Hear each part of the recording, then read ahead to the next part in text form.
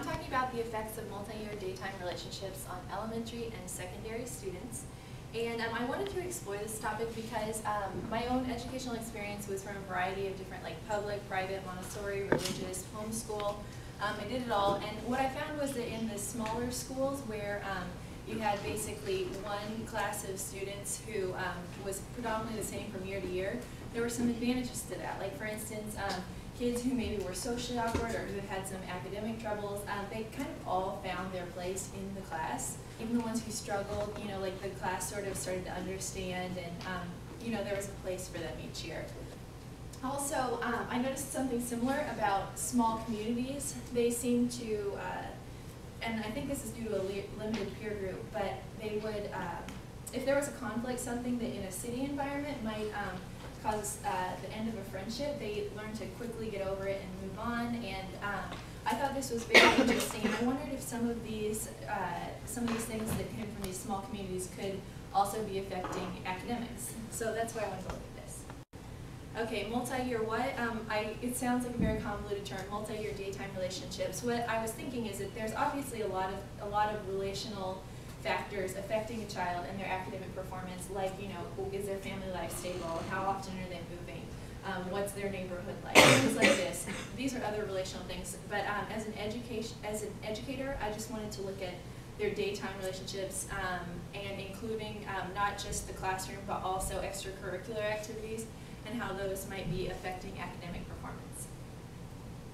The current situation is a little off again, but in an average school, you'd find 100 or more kids in each grade, and that you might even consider a very small number. I know a lot of schools have like thousands of kids, but each year they're randomly assigned into a new composition of classes, and there's also shifting boundary lines, especially if you get a new school, everything can change from year to year. The result is that a child's primary community can be changing like every 12 months. To be together year after year, you might get to understand more cultural differences, or if there's just some personality conflicts, if there were several years, they might learn to overcome those, but a year may not be enough time for that.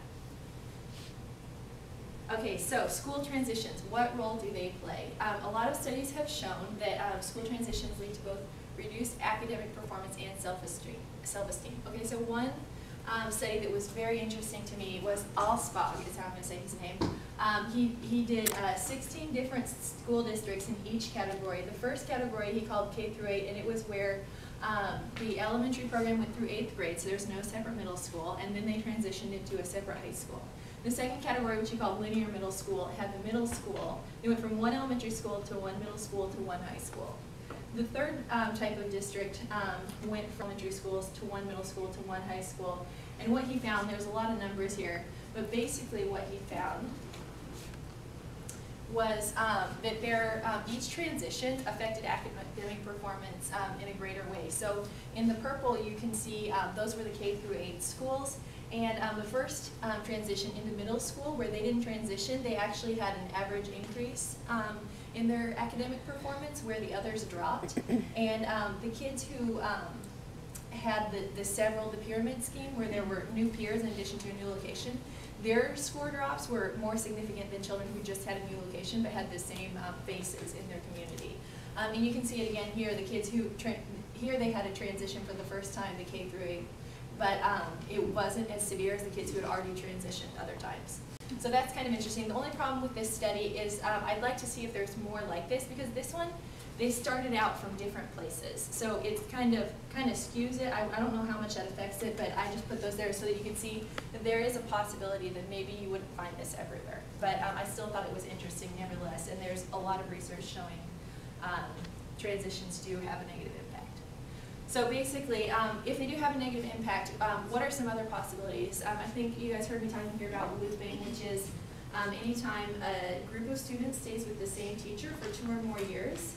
So they might have one teacher in 2nd grade, and then the same year they would come back, same students, same teacher for the 3rd grade. In other countries, they do this for up to 4 or 5 years. Same teacher will teach the same students. Also, I wanted to look at music, because when I was in choir, it was basically the same kids from middle school all the way through high school, predominantly the same group, and athletics might have a similar effect, I thought. So looping, the perceived effects you can see here. There's just there's a community feel. The students and teachers really know each other.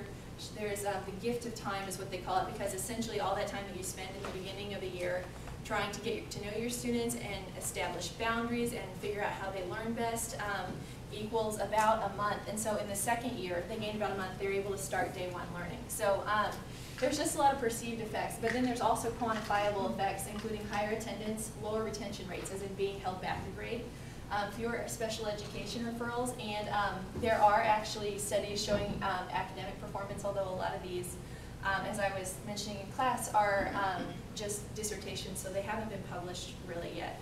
But they definitely showed here the Loop students had higher scores in both reading and mathematics with smaller standard deviations. So, and that was pretty average in what I saw. Okay, so music and sports. I wanted to look at this, like I said, because of choir seemed interesting. So Schneider and Klotz took a look at this, and what they found was here on this line you can see musicians, and here you can see these are not musicians or athletes, and these are athletes. And what they found, don't make any judgments, what they found was music students were always higher. And of course there's been a lot of studies showing that just music education itself can impact, so like it might be how it's affecting brain activity or something. But what was really noticeable was they pointed out, let me see, I think the next slide shows a little better. Okay, so here you can see a significant drop here in the non-athletes, non-musicians. Let me see. Here you can really notice this is actually between the 8th and 9th grade, and there's a significant drop here. And these researchers who were not actually looking at the effects of transitions actually pointed out, hey, here we saw everyone drop in their scores, and the musicians actually improved here. And what they said, I thought this was so interesting because these people were not even looking at transition. It is possible that the effects of transition to high school are somewhat offset by membership in the band or choir. I thought that was so interesting. Then you ask, why not sports? And of course you can immediately think, well, an athlete, most of their activities are happening in the evening, so it's after school, it's taking up their time from studying, things like this. But in addition to that, you also have to think most sports programs in the high school level, they're school sponsored. In the middle school level, they're not. So even if you're involved in athletics in middle school, you're either in a club program or a neighborhood program or something like that. And when you go into high school, you're actually, these people are experiencing an additional transition on top of what everyone else is experiencing, even if they're not involved in music or anything like that. So basically the musicians have this constant community where everything's stable. The non-athletes, non-musicians, they experience this transition of new location and or new faces. And the athletes, on top of all of that, have this increased schedule and all these new faces to get to experience in new dynamics there. So I think that's why you see the additional drop. Okay, so conclusions, transitions seem to negatively impact academic performance, and these multi-year daytime communities seem to soften this effect. So some questions that I wanted to ask, if there was further research done, is looping equally effective at different age levels? Also, would a 4-year loop be more or less effective than a 2-year loop? And I think there are some that address this, I just have not gotten to explore them yet. Is there a threshold in number of hours each day or week in the same community? Like choir, was generally about an hour and a half every other day, but yet it seemed very tight-knit. Would a loop classroom of 35 students show as much improvement as if there were only 18? The size effect, does there have to be a common goal? They did notice that music programs that they considered high quality because they were involved in competition every year had an additional improving effect over music programs that did not compete. So I thought that was interesting. Or could you just have like a study period each week, and would that be enough? What would academic performance look like for a group of students who stay together but are moved from one teacher to another, which is I think how they do it in China? And is there a correlation between students with higher test scores and election to participate in music education, where they're more likely to be better transition students anyway? That concludes my findings.